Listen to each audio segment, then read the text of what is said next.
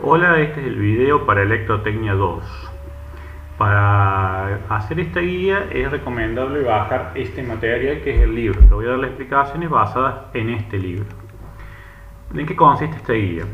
Vamos a ver lo que es la básica de la corriente alterna. Vamos a trabajar.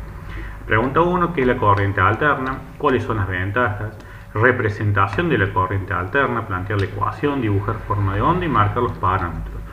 Cómo se genera y qué es el valor instantáneo de la corriente alterna. Bueno, para eso nos descargamos este libro, vamos al índice, nos fijamos, buscamos el capítulo 12 que dice corriente alterna, que está a partir de la página 109 del libro, que la página 109 del libro es la 119 del PDF, porque recuerden que está el índice que en el libro no lo incluye la numeración.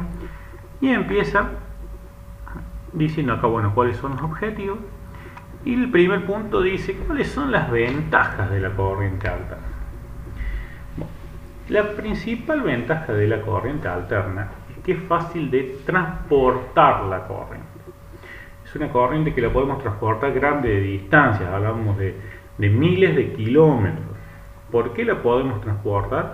Porque acá tiene la otra ventaja, que podemos transformar su relación de tensión y corriente muy fácilmente a través del transformador, y este es un dispositivo que tiene muy bajas pérdidas. Entonces uno la genera, la transforma en alta tensión.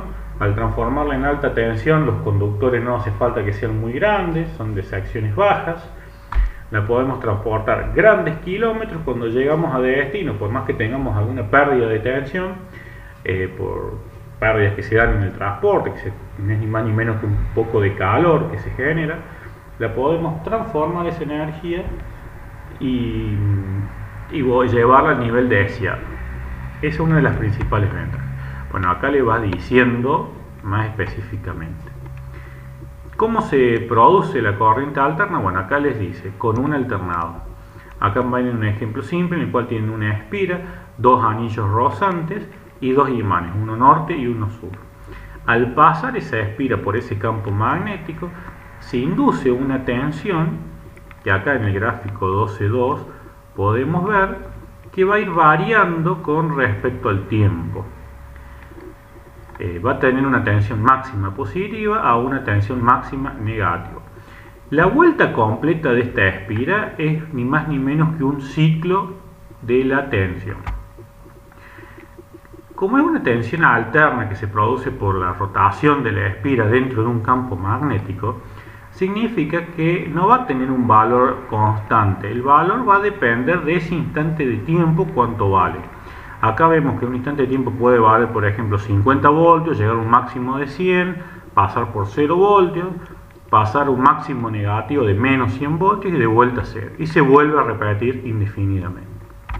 Entonces esto nos da acá la primera fórmula, que es la de la tensión instantánea, que les dice, la tensión es igual a la tensión máxima por el seno de omega t.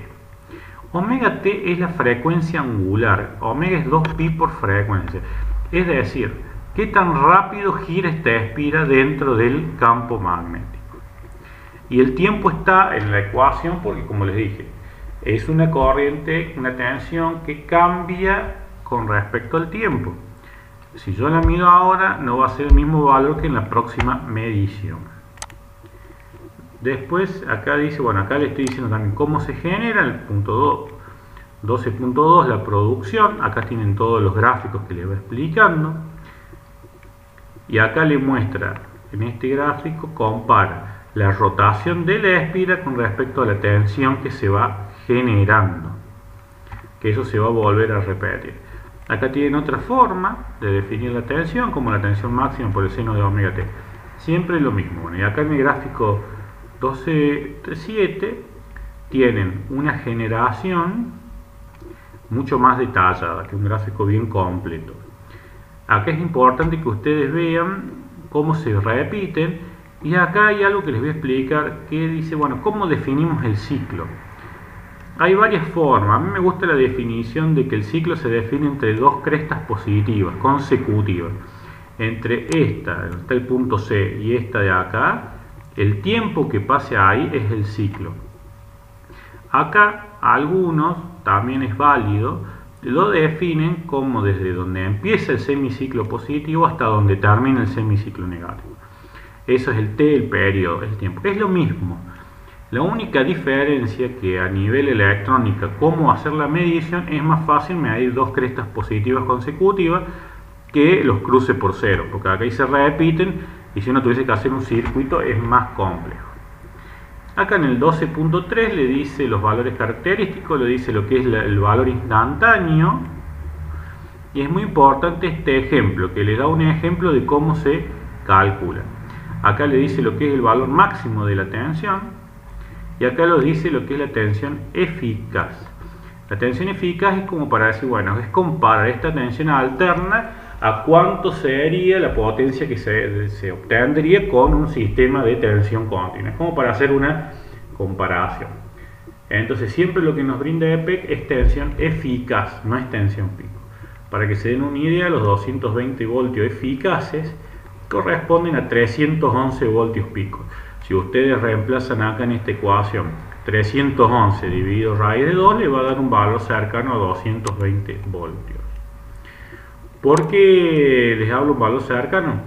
Porque en la práctica, por ejemplo, las casas que están más próximas al transformador a lo mejor tienen 230 voltios y las más lejanas pueden llegar hasta 180 voltios. Por eso es que es un valor tentativo.